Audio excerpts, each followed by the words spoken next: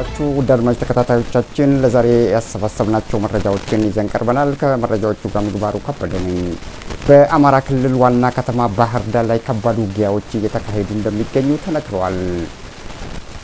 ዛሬ በዋልነው ቀን አርብ የካቲት 22 ቀን 2016 በመከላከያ ሰራዊትና በፋኖ መካከል ከባድ የተኩስ ልውውጥ መካሄዱን የአካባቢው ነዋሪዎችና ሌሎች የዓይን እማኞች ገልጸዋል። ታዲያ ጦርነቱ ማለዳ በግምት ከ11 ሰዓት ተኩል ጀምሮ ነበር ሲካሄድ የነበረው እስከ ቀኑ 5 ሰዓት 4 ሰዓት ገደማ አካባቢ እንደሆነ የአካባቢ ነዋሪዎችና ምንጮቻችን ዘግበውታል።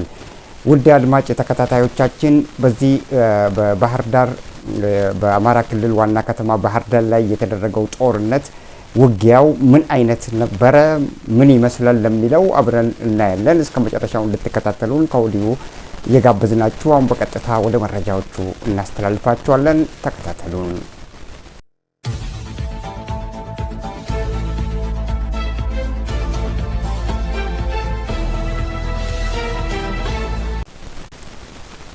ተመልሰን መጥተናል። ከጠዋቱ ንጋቱ አካባቢ 11 ሰዓት ተኩል የጀመረው የመከላከያ ሰራዊትና የፋኖ ኃይል መካከል ከባድ ውጊያዎች በአማራ ክልል በባህር ዳር ከተማዎች ተካሂደዋል። በእነዚህ ከተማዎች የተካሄዱት ጦርነቶች ወይንም ውጊያዎች ላይ የፋኖ ኃይል የበላይነቱን ያሳየበትና የመከላከያ ሰራዊት ስብራቱን የተከናነበበትና እየሮጠ ለማምለጥ የሞከረበት ሁኔታዎች መፈጠራቸው ተነግሯል።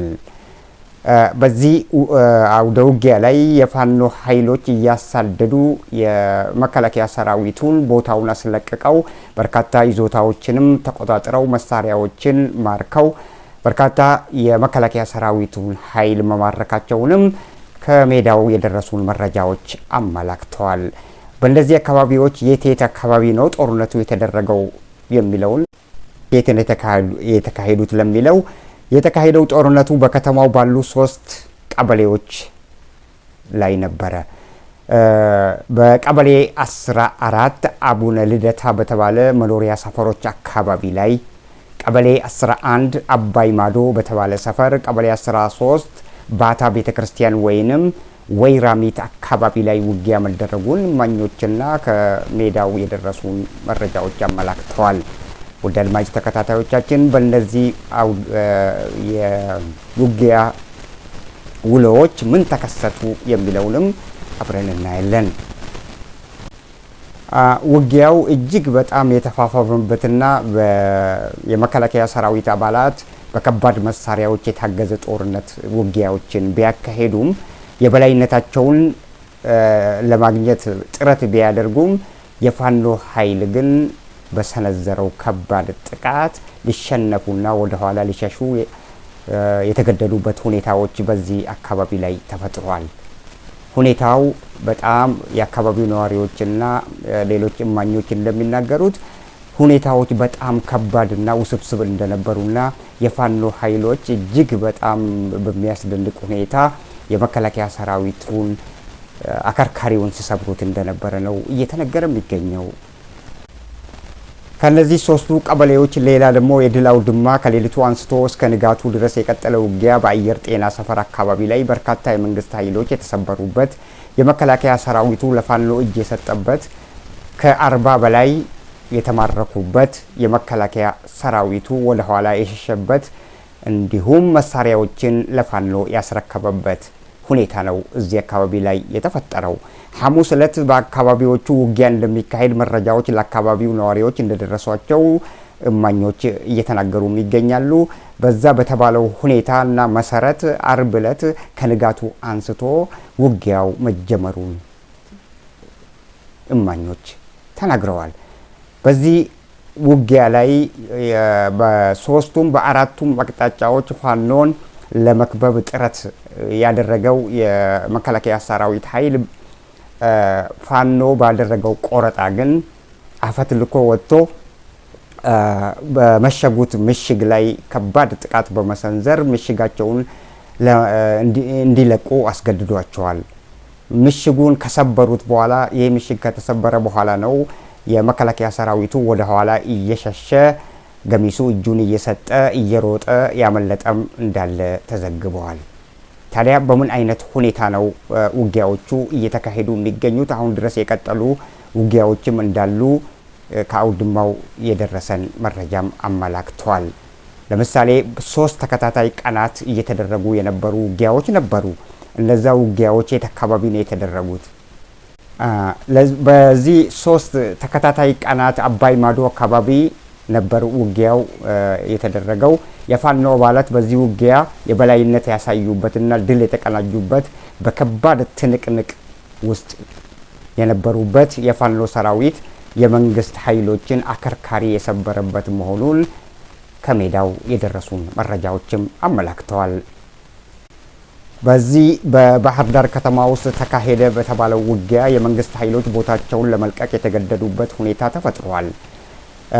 የፋኖን ጥቃት መቋቋም ባለመቻላቸው ደግሞ የመከላከያ ሰራዊቱ ወደ ኋላ ያፈገፈገበትና በርካቶች ሙርኮ የሆኑበት ሁኔታዎች እንደተፈጠሩ ተነግረዋል። ከምንጮች የደረሱን መረጃዎች ይህንን አመላክተዋል። ሽንፈት የተከናነበው የመከላከያ ሰራዊት ለማምለጥ ሙከራ ሲያደርግ የነበረበት ሁኔታ ላይ ፋኖ እየተከታተለ ጥቃት እንደፈጸመባቸው ተነግሯል። የውጊያው ኃይለኝነትና የመንግስት ኃይሎች ሽንፈት ላይ መሆናቸው መረጃው ደርሶናል።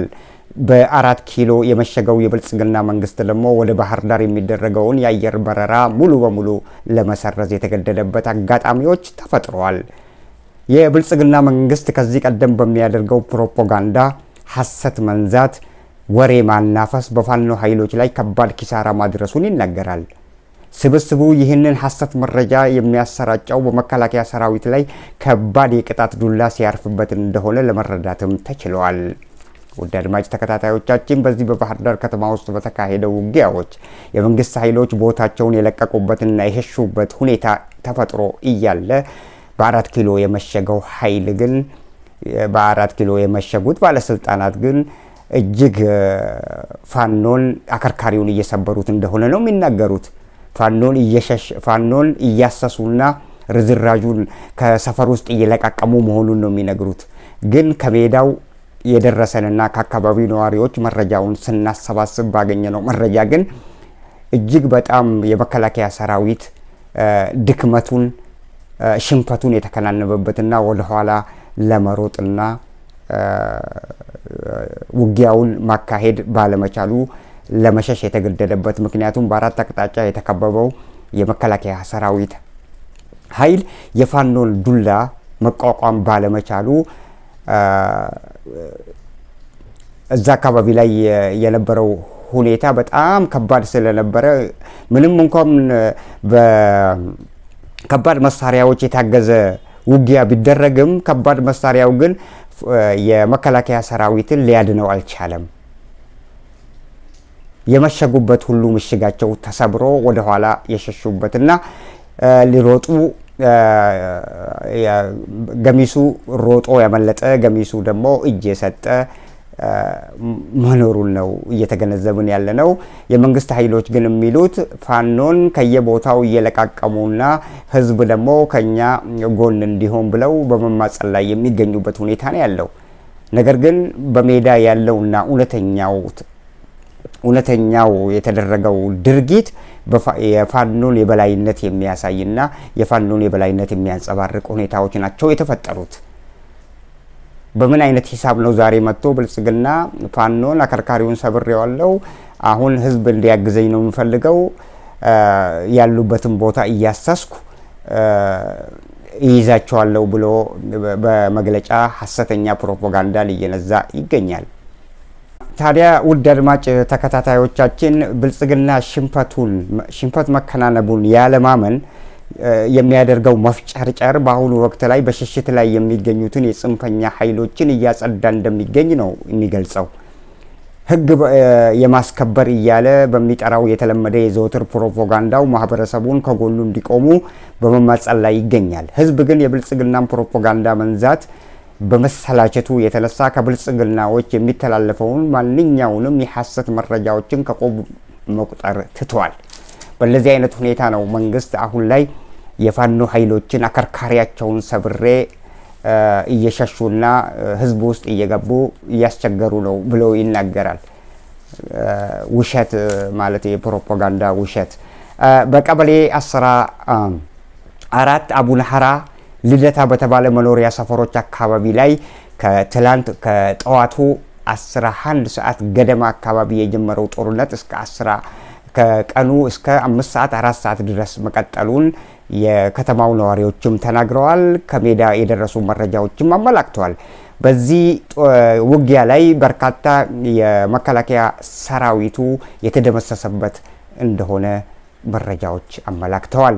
በቀበሌ 11 አባይ ማዶ በተባለ ሰፈር፣ ቀበሌ 13 ባታ ቤተክርስቲያን ወይንም ወይራሚት አካባቢ ላይ ውጊያ መደረጉን የሚናገሩት የአካባቢው ነዋሪዎችና እማኞች ከሜዳ የደረሱ ዜናዎችን ጨምሮ በእነዚህ አካባቢዎች ላይ የመንግስት ኃይሎች አፈትልከው የሮጡበት የመሸጉበትን ምሽግ ትተው ምሽጋቸው የተሰበረበት መሆኑን ነው ከሜዳውም የደረሰን መረጃን የሚያመላክተው። በእንደዚህ አይነት ሁኔታ ያለ የብልጽግና ሰራዊት ደካክሞ እያለ የፋኖን ዱላ ቅጣቱን ዛሬ መቋቋም ያልቻለው የመከላከያ ሰራዊቱ ወደ ኋላ እየሸሸና ገሚሱ ደግሞ እጅ እየሰጠ መሳሪያዎችን እያስረከበ የሚገኝበት ሁኔታ ነው የተፈጠረው። ውድ አድማጭ ተከታታዮቻችን፣ ከብልጽግናዎች የሚሰማው ነገር ግን በተቃራኒው ነው። ውሸትና ሐሰት ፕሮፓጋንዳ መሆኑን ህዝብም ያውቀዋል፣ እኛም እናውቀዋለን። በእንደዚህ አይነት ሁኔታ ነው ዛሬ የፋኖ ኃይል የመከላከያን ዱላ መሸከም አቅቶት ሸሽቶ ሰፈር ውስጥ እየገባ ነው ብሎ የፕሮፓጋንዳ ወሬዎችን፣ ሐሰት ዜናዎችን፣ ሐሰት መረጃዎችን በየሶሻል ሚዲያው እያሰራጨ የሚገኘው። ትክክለኛው ግን ከሜዳ የደረሱን መረጃዎች እንደሚያመላክቱት በቀበሌ 14 አቡነ ሐራ ልደታ በተባለ መኖሪያዎች አካባቢ የተደረገው ውጊያ እጅግ የፋኖን ጀግንነት ያሳዩበትና ድል የተጎናጸፉበት መሆኑ ነው እየተነገረ የሚገኘው። ቀበሌ 11 አባይ ማዶ በተባለ ሰፈርም በዚሁ በ14 አቡነ ሐራ አካባቢ በተደረገው አይነት ነው። ይሄም የመሸጉበትን ምሽግ ሰብረው የገቡባቸው፣ ከዛ የመከላከያ ሰራዊቱ ወደ ኋላ ሊያፈገፍግ የቻለበት ምክንያትና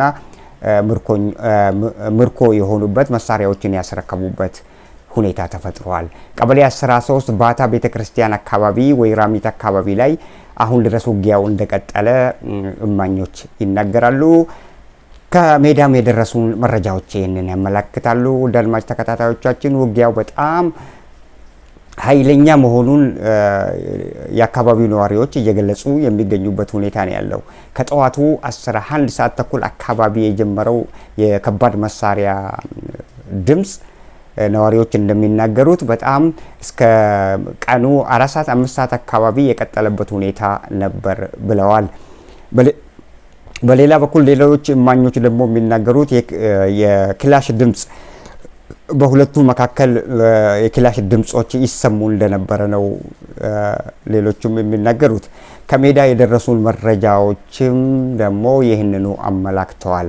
ምንም እንኳን ዛሬ የብልጽግና የመከላከያ ሰራዊቱ በከባድ መሳሪያ ፋኖ ሊያጠቃ ሙከራ ቢያደርግም ፋኖ ግን በቆረጣና በመልሶ ማጥቃት ከባድ ኪሳራ ሊያደርስበት ችሏል።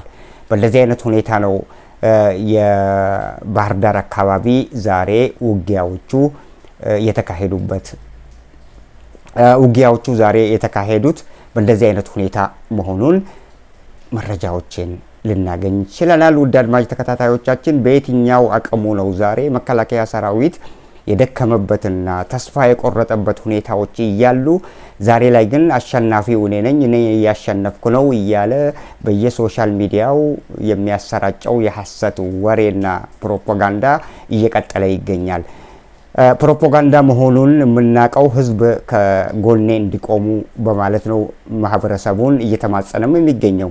ማህበረሰቡ ግን ከብልጽግና የሚደረገውና የሚናፈሰው ፕሮፓጋንዳ ሁሉ ሐሰት እንደሆነ ስለተገነዘበ ዛሬ ላይ ማንም የሚሰማው ኃይል የለም፣ ማንም የሚሰማው ማህበረሰብም የለም ማለት ነው። በእንደዚህ አይነት ሁኔታ ነው እንግዲህ የመከላከያ ሰራዊት እየተሰበረና ቦታዎችን እየለቀቀ የመሸገበትን ቦታ ለአራት አምስት ቀናት በተከታታይ ጦርነቶች ውጊያዎች ሲካሄዱ ቆይተው በመጨረሻ ላይ የተዳከመው የብልጽግና ሰራዊት ወደ ኋላ የመሸሽና እጅ የመስጠት ሁኔታዎች ገጥመውታል።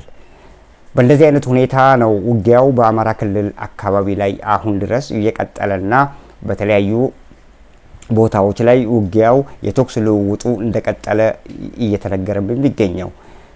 ውድ አድማጭ ተከታታዮቻችን፣ በሌላ በኩል ከሜዳ የደረሱን አንዳንድ መረጃዎች እንደሚያመላክቱት ፋኖ ወደ 38 መሳሪያዎችን እንደማረከ፣ በርካታ ጥይቶችን እንደማረከና የሜዳ መነጽር ደግሞ እንደማረከ፣ ሌሎች 2 ሽጉጦችንም እንደማረከ፣ በርካታ ከ40 በላይ የሚሆኑ የመከላከያ ሰራዊት አባላት ለፋኖ እጅ መስጠታቸውን ፋኖ ከሜዳው ዘግበዋል።